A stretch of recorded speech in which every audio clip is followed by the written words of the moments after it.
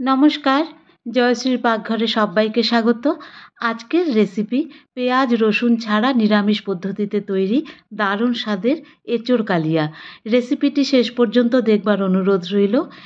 এই রেসিপির জন্য আমি 500 গ্রাম ওজনের একটি কাঁঠালকে নিচের অংশটি চৌকো করে আর দানার পাশের অংশটি এরকম পাতলা করে কেটে নিয়েছি। দানাগুলোকে আলাদা করে নিয়েছি।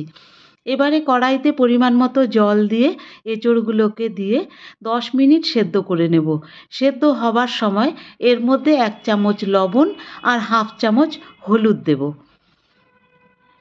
এঁচোড়টাকে সেদ্ধতে বসিয়ে দিয়ে আমি অন্যদিকে একটা বাটির মধ্যে একটা মশলা তৈরি করে নেব।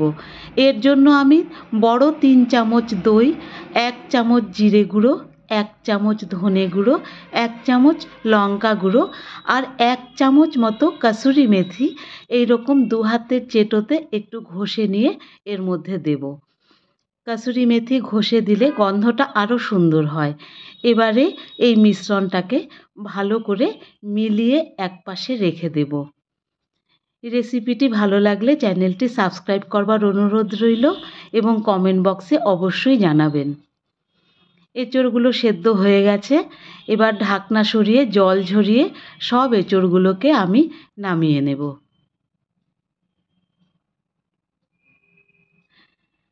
কড়াইটাকে আরেকবার বসিয়ে দিয়ে বড় 3 চামচ তেল দিয়ে এর মধ্যে 1 চামচ জিরে, 2টো এলাচ দানা, একটু দারচিনি, লবঙ্গ, তেজপাতা আর 2টো শুকনো লঙ্কা এই দিয়ে 30 থেকে 40 সেকেন্ড নেড়েচেড়ে ফোড়নের গন্ধটা সুন্দরভাবে এলে পরে এর মধ্যে দিয়ে দিচ্ছি 2খানা মিডিয়াম সাইজের আলুকে কেটে নিয়ে। এই আলুর মধ্যে লবণ দিয়ে এইগুলোকে একটুখানি ভেজে নেব। আমি কিন্তু খুব বেশি ভাজবো না, কারণ মশলার সাথে আলু কষলে পরে তার টেস্ট আলাদা রকমের সুন্দর হয়। এইরকম হালকা হালকা ভাজা হয়ে গেলে এর মধ্যে আমি দিয়ে দিচ্ছি 1 চামচ আদা বাটা আর 1খানা টমেটোকে আমি গ্রেট করে নিয়েছিলাম আর 1 চামচ হলুদ গুঁড়ো। এইগুলো দিয়ে আলুটাকে আমি মিডিয়াম ফ্লেমে 5 থেকে 7 মিনিট কষিয়ে নেব। ততক্ষণে আদা আর টমেটোর যে কাঁচা ভাবটা সেটা চলে যাবে। দেখুন টমেটো আর আদার কাঁচা ভাবটা চলে গেছে আর বেশ দানা দানা মতো হয়ে গেছে। এখন আমি এই সেদ্ধ করে রাখা এঁচোড়গুলোকে এর মধ্যে দিয়ে দিচ্ছি। এঁচোড়ের সাথে আরেকটু ভালো করে মিশিয়ে নেব। যেটুকু জল এঁচোড়ের মধ্যে আছে সেইটুকু যাওয়া পর্যন্ত। এঁচোড় দিয়ে কিন্তু আমি ভাজবো না।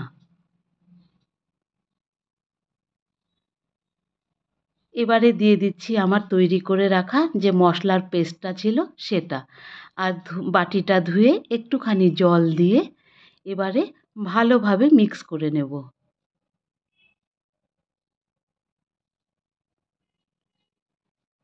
এখন আমি দিয়ে দিচ্ছি একটুখানি চিনি।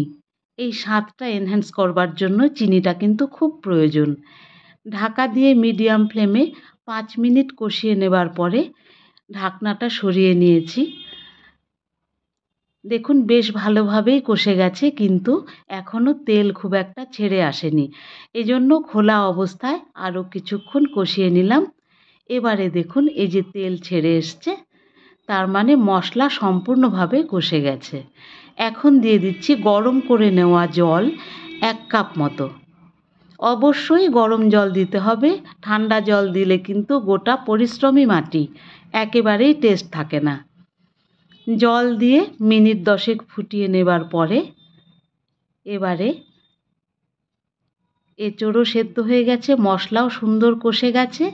এখন দিয়ে দিলাম 1 চামচ গরম মশলা গুঁড়ো আর 1 চামচ ঘি আর কয়েকটা চেরা কাঁচা লঙ্কা।